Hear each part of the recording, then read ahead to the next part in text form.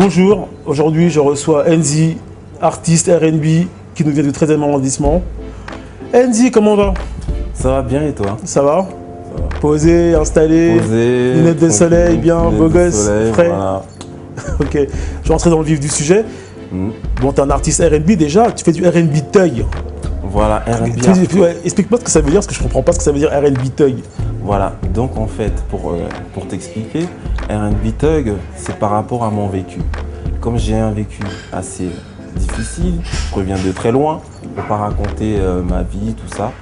Donc je ne peux pas arriver avec des chansons de lover légères. Voilà pourquoi je dis hardcore, hardcore dans le vécu, hardcore par rapport à tout ce qui m'est arrivé dans ma vie.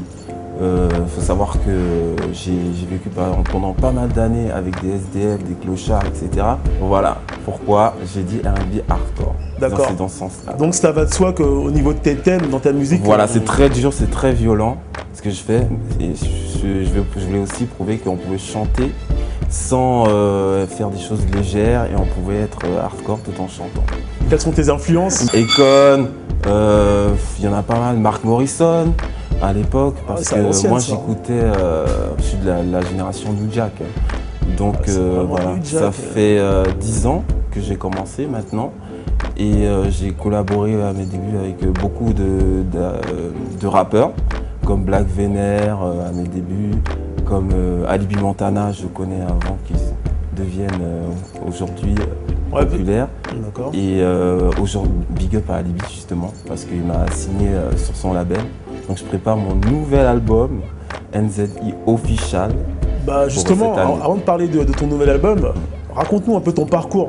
J'ai commencé en 2000 et en fait j'ai fait des scènes.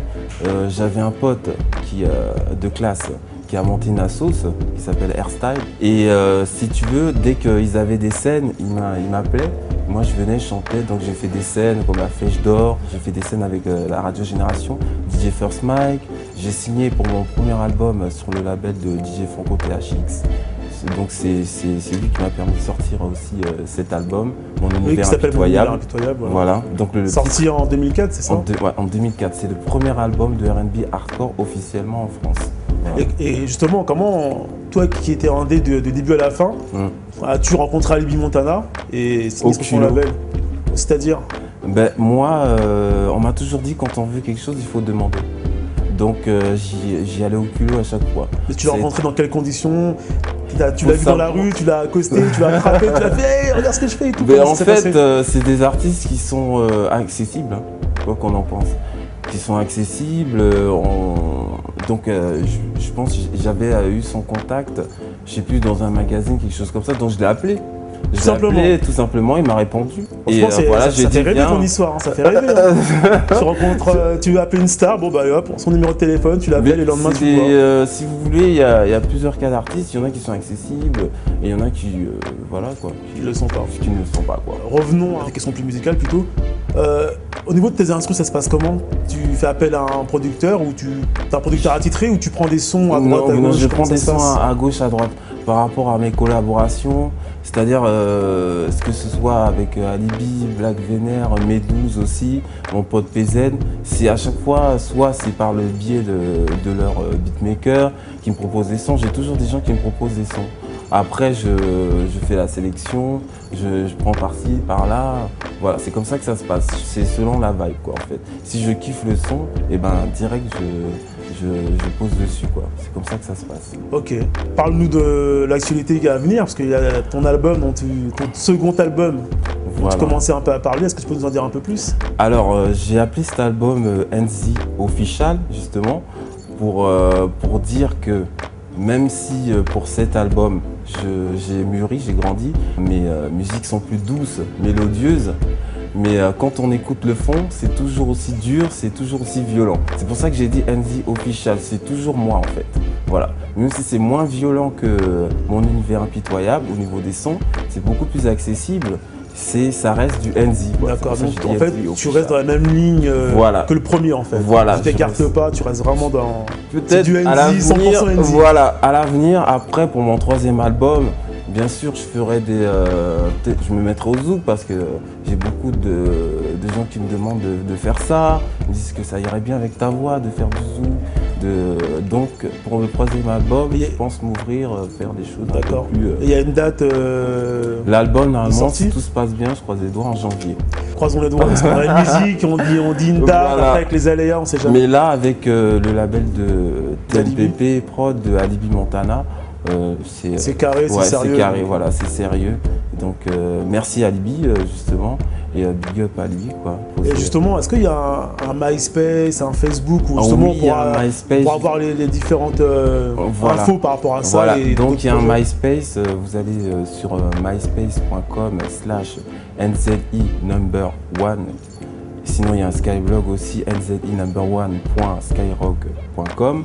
Et je voulais dire aussi qu'il y a un clip vidéo avec Alibi Montana qu'on a tourné. Là, je me suis un peu ouvert aussi, il est un tout petit peu électro. On s'est inspiré aussi de Timbaland, des Black Eyed Peas, parce que j'ai un univers aussi assez fantastique. Voilà, donc moi c'est toute une mise en scène avec moi. Comme je suis venu aujourd'hui, c'est vraiment, je joue à fond, quoi. Voilà. Bah voilà, hein, tout a été dit, il me semble.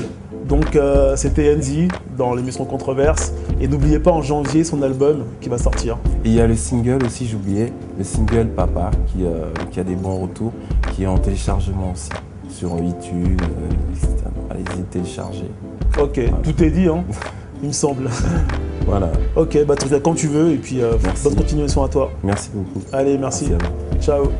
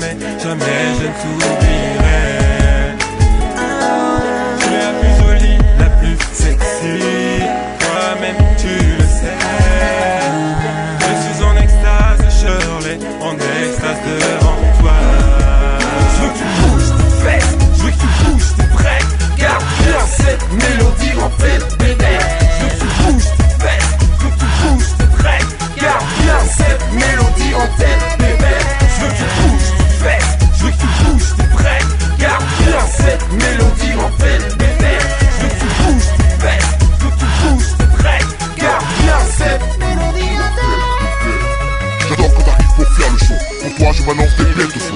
Le rappeur qui bloque le truc ghetto. J'apporte ce son, c'est un gros cadeau. J'adore quand t'arrives pour faire le show. Pour toi je balance des pièces de fou. Le rappeur qui bloque le truc ghetto. J'apporte ce son, c'est un gros cadeau. Baby, what you gonna do?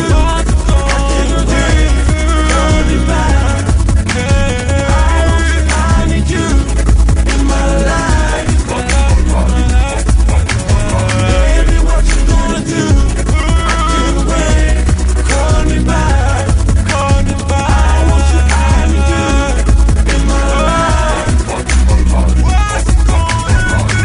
De m'écouter, capter ma sincérité. Dans le cœur c'est de l'amour, ok, je demande pas la charité.